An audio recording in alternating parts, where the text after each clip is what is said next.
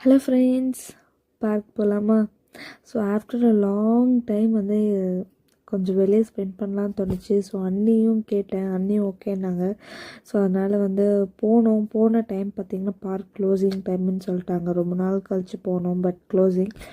சரி, ஓகே, வெளியே சும்மா சுற்றலான்னு பார்த்து சும்மா ஃபிஷ் அண்ட் நம்மோசர் இருந்துச்சு, அங்கேயும் போய் பார்த்துட்டு தென் கோல்கப்பா சாப்பிட்டுட்டு சரி ஏதாச்சும் சாப்பிடணும் போல தோணுதேன்னு சொல்லிட்டு கடைசியில் சரி ஃப்ரெஞ்ச் ஃப்ரை சாப்பிட்லான்னு சொல்லிட்டு நாங்கள் வேறு ஷாப் போயிருந்தோம்.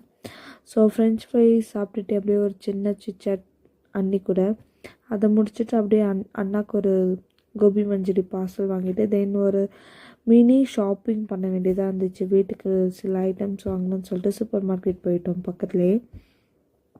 ஸோ அப்படியே நானும் நியூ சூப்பர் மார்க்கெட்டில் போயிட்டு என்னென்ன வேணுமோ அது ஃபுல்லாக வாங்கிட்டோம். பட் நாங்கள் வாங்கணும்னு நினச்சது வேறு, பட் எக்ஸ்ட்ராவே வாங்கிட்டோன்னே வச்சுக்கோங்களேன், எப்பயும் நடக்கிற மாதிரி. தென் நாங்கள் ஒரு குட்டி பாப்பா வந்து அழகாக விளையாடிட்டு இருந்துச்சு, சாக்லேட் வேணும்னு சொல்லிட்டு.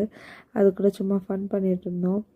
ஸோ அதுக்கப்புறமா வந்து பில்லிங் போட்டாச்சு. பில்லிங் போட்டதுக்கப்புறமா நாங்கள் வீட்டுக்கு ரைஸ் ஒன்று வாங்கினோம். ஸோ ரைஸும் காலி ஆகிடுச்சின்னு சொல்லிட்டு அந்த அவைலபிளாக இருக்கான்னு பார்த்தோம். அவைலபிளாக இருந்தால் வாங்கலான்னு சொல்லிட்டு கரெக்டாக அவைலபிளாக இருந்துச்சு.